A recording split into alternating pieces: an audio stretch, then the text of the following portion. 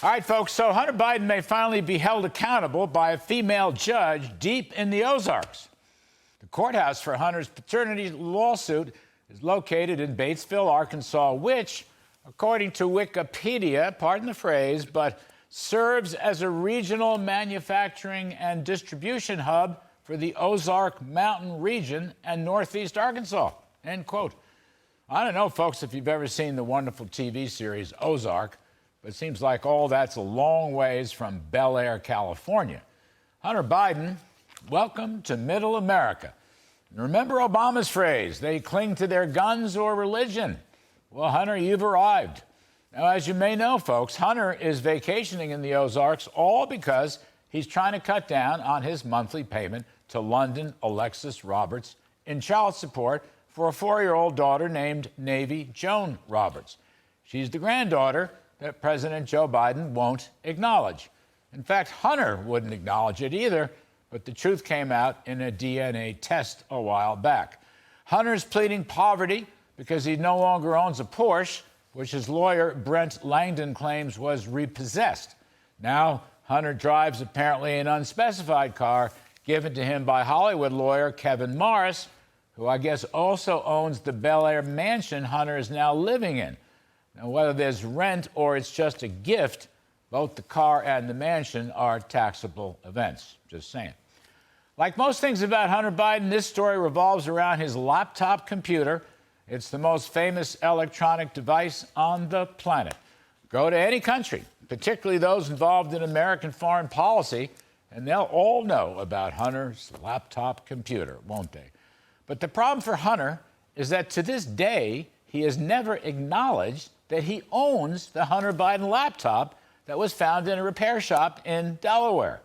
Judge Holly Meyer wants him to admit he owns it because she has a lot of important questions about his financial position. Hunter's mistress's lawyer, a fellow named Lancaster, well, he wants to know about Hunter's art value, his salary, his employment for the past 5 years, any funds from estates or foreign persons or domestic persons or family members. They want to know about a reason from a promissory note from the aforementioned Hollywood celebrity lawyer Kevin Morris.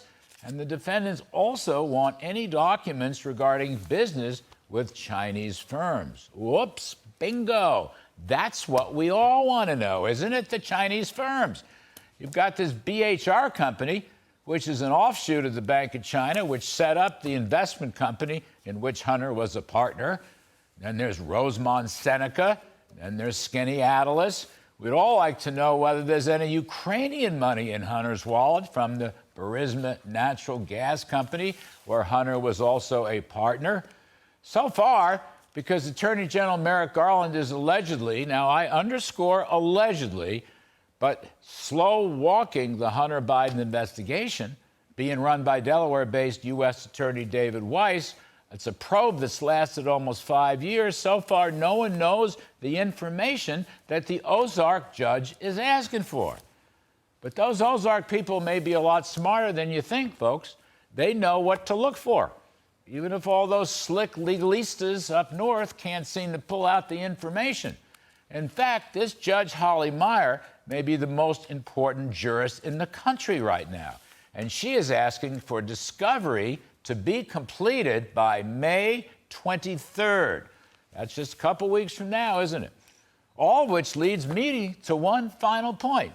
That point is the current Secretary of State, Antony Blinken, who quarterbacked the phony, fraudulent Gang of 51 former senior intelligence officers who wrote a letter denying the existence of Hunter's laptop, which, as I said, has become the most famous computer on planet Earth.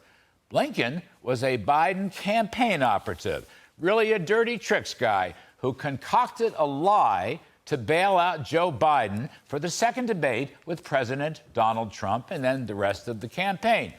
Now, former DNI Director John Ratcliffe has just called for Blinken's resignation or even his impeachment for his role in creating the fraudulent lying letter. Now, at this point, everyone acknowledges that Hunter Biden's laptop exists. It existed then. There was no Russian disinformation. but it was Antony Blinken disinformation.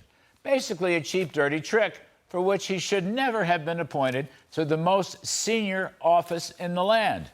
Now, I wonder if anybody's asked Blinken if it was in fact Hunter Biden's laptop computer. But in a couple of weeks, the Ozark judge Holly Meyer is very likely to ask Hunter Biden in court if in fact it was his laptop computer. And she may well follow that up with some questions about his finances. Think of that. Smart in the Ozarks.